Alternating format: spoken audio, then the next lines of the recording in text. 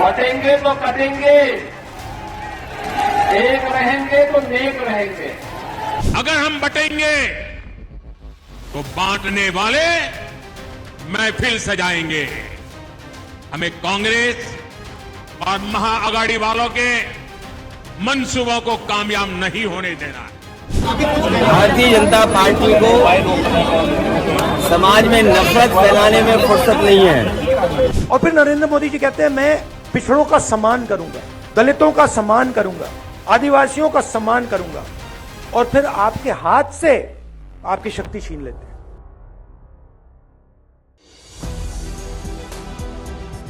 नमस्कार, आप देख रहे हैं 4 PM। मैं हूं आपके साथ सिमरन। यूपी में कानून व्यवस्था को लेकर के लगातार सवाल खड़े हो रहे हैं। इन दिनों यूपी में क्राइम को लेकर बाढ़ सी आ गई है। लगभग रोज ही अपराधी किसी न किसी बड़ी घटना को अंजाम दे रहे हैं, और अपराधी ही नहीं, यूपी की पुलिस भी बड़े बड़े कारनामों करके प्रदेश की कानून व्यवस्था को तार तार कर रहे हैं। यूपी के मुख्यमंत्री योगी आदित्यनाथ जहां मंचों से यूपी की कानून व्यवस्था को लेकर बड़े बड़े दावे करते हैं, अपराधियों पर सख्त कार्रवाई की बड़ी बड़ी बातें करते हैं, तो वहीं दूसरी तरफ अपराधी घटनाओं को अंजाम देकर उन्हें मुंह चढ़ाने का काम कर रहे हैं। यूपी में इन दिनों क्राइम रोकने में ना तो यूपी का बुलडोजर काम आ रहा है और ना ही पुलिस का ऑपरेशन लंगड़ा। अपराधी मदमस्त होकर के घटना को अंजाम दे रहे हैं और यूपी की कानून व्यवस्था को तार तार कर रहे हैं। नारी सुरक्षा को लेकर मुख्यमंत्री कहते हैं कि नारी सुरक्षा के साथ खिलवाड़ करने वालों को पाताल से भी खोज लाएंगे। महिलाओं के साथ छेड़छाड़ और रेप जैसी घटनाओं को अंजाम देने वालों के मामले में सीएम योगी ने मंच से कहा था कि यूपी में होने वाली पुलिस भर्ती में हम 20% भर्ती बेटियों की करेंगे, क्योंकि यही बेटियां ही रास्ते में छेड़छाड़ करने वाले शोधों और दरिंदों को ठीक करेंगी। लेकिन देखिए, पिछले दिनों जो घटना घटी वो घटना पुलिस की कांस्टेबल के साथ हुई। एक दरिंदे ने महिला कांस्टेबल के साथ ही खेत में ले जाकर बर्बरता की और यूपी की योगी सरकार को ठेंगा दिखाया। अपराधी मुख्यमंत्री के हर उस बयानों पर मुंह चढ़ा रहे हैं जिसका दम मंचों यूपी के मुख्यमंत्री मंचों से भरते ही थकते नहीं हैं। यूपी में सिर्फ अपराधी ही नहीं बल्कि यूपी की पुलिस भी इन दिनों बदमाशों की हरकतों से पीछे नहीं है। वो बदमाशों से एक कदम आगे चल करके घटनाओं को अंजाम दे रहे हैं, जिसमें कि अव्वल नंबर पर कानपुर कमिश्नरेट की पुलिस है, जहां एक के बाद एक लगातार घटनाओं को अंजाम देकर खाकी पर ही सवाल खड़े कर रहे हैं। और वहां के पुलिस कमिश्नर हाथ पर हाथ धरे बैठे हैं, क्योंकि बीते दिनों जो एक के बाद एक घटनाएं कानपुर में घटी उसमें कानपुर पुलिस खाकी ही दागदार हुई। फिर वो लूट का मामला, हड़पने का मामला हो, व्यापारी से वसूली करने का मामला हो या फिर महिला से बैड टच का मामला हो, ये सारी घटनाएं योगी सरकार की खाकी नहीं अंजाम दी। योगी सरकार लगातार अपराधियों से लेकर के उनकी खुद की पुलिस सवालों के घेरे में है।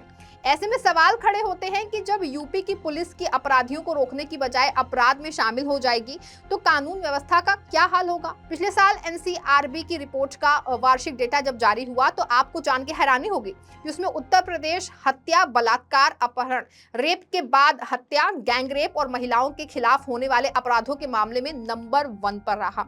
इसमें महिलाओं के खिलाफ मामलों में यूपी 5 राज्यों में टॉप पर रहा। बहराइच में हिंसा को लेकर सपा अध्यक्ष अखिलेश यादव समेत कांग्रेस प्रदेश अध्यक्ष अजय राय ने हिंसा का हिस्से जिम्मेदार जो है वो यूपी की योगी सरकार को ठहराया।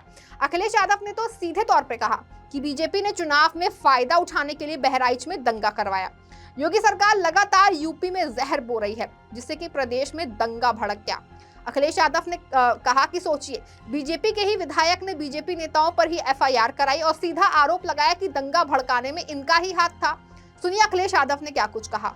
जो बात मैंने पहले कही थी और फिर मैं दोहराता हूं, उत्तर प्रदेश में दंगा कराने का काम बहराइच में अगर किसी ने किया तो भारतीय जनता पार्टी के नेता उसमें शामिल थे। उनके विधायक अपनी ही पार्टी के कार्यकर्ताओं पे FIR दर्ज करा रहे हैं और क्या उसमें धाराएं लगवा रहे हैं कि इन्होंने षड्यंत्र किया और दंगा करवाया है। और जो एक वीडियो वायरल हो रहा है जिसमें मैं बधाई देना चाहता हूं पत्रकार को कि उसने हिम्मत जुटा करके कम से कम वो छिपे हुए वीडियो से जानकारी हासिल कर ली कि पुलिस प्रशासन था ही नहीं घंटों और उन्हें खुली छूट दी गई थी। बीते दिनों यूपी के मुख्यमंत्री योगी आदित्यनाथ ने जन्माष्टमी पर मथुरा में एक भाषण दिया, जिसमें उन्होंने कहा कि बटेंगे तो कटेंगे। इस बयान के बाद विपक्ष ने सवाल खड़े कर दिए। विपक्ष ने पूछा कि मुख्यमंत्री का मंच से इस तरह के शब्दों का उपयोग करने के आखिर क्या मायने हैं। विपक्ष ने सवाल किया कि आप किसे और किसके खिलाफ एक होने को कह रहे हैं। तमाम राजनीतिक विश्लेषकों ने भी योगी के इस बयान की खिलाफत की। उनका कहना था कि मुख्यमंत्री किसी धर्म जाति का नहीं होता है, उसे प्रदेश के हर वर्ग के साथ लेकर चलने की जिम्मेदारी भी होती है।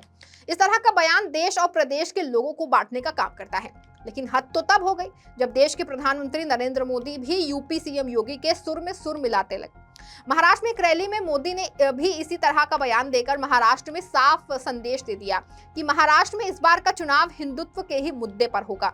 मुंबई में कल यूपी के सीएम योगी आदित्यनाथ के इस बयान के पोस्टर भी लगाए गए, जिसमें लिखा था बटेंगे तो कटेंगे।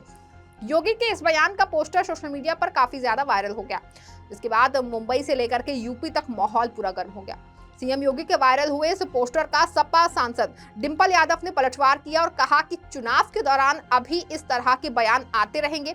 सुनिए सांसद डिंपल यादव ने क्या कहा। मैं समझती हूँ उत्तर प्रदेश की जो लोग हैं वो इस बात को समझ गए हैं कि जो मौजूदा सरकार है वो लगातार अपने इस तरह के बयान से लोगों का ध्यान भटकाने का जहाँ उन्होंने काम किया है पहले भी और लगातार करेंगे। लेकिन आज जो युवा है वो केवल चाहता है कि उसे रोजगार और नौकरी मिले।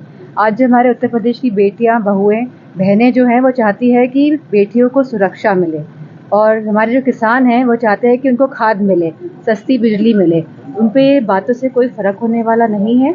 मुंबई में जब मुख्यमंत्री योगी आदित्यनाथ के बयान का पोस्टर जारी हुआ तो यूपी से इसका पलटवार हुआ और इस बार पलटवार योगी के बयान पर नहीं बल्कि यूपी की पूरी सियासत पलट देने पर पलटवार था, जहां से यूपी को बड़ा संदेश दिया गया। दरअसल मौका था सपा अध्यक्ष अखिलेश यादव के जन्मदिन का। इसी दिन समाजवादी पार्टी के कार्यकर्ताओं को मौका अच्छा दिखा योगी के पोस्टर के पलटवार का।